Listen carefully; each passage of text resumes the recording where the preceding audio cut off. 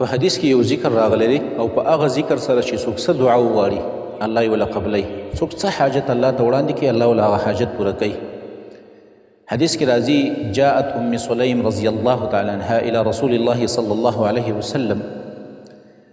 یو ځل ام سلیم رضی الله تعالی عنها د رسول الله صلی الله علیه وسلم خاله راله فقالت یا رسول الله ویا رسول الله علمني كلمات ادعو بهن في صلاتي.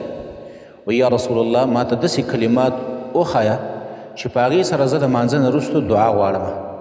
یعنې داسې کلمات راته وښایه چې د مانځه نه وروسته یې زه ووایم او د هغې نه وروسته زه دعا وغواړم او الله یې له قبول کړي.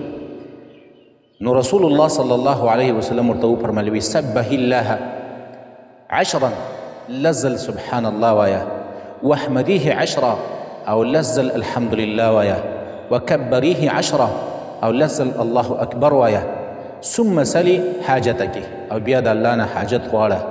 نو چې کله بیا د الله نه ته حاجت وغواړي نو یقولو الله رب العالمین درته په جواب کې وایي چې نعم نعم دا ستا حاجت مې او پوره مې کړو، دعا مې دله قبوله کړله.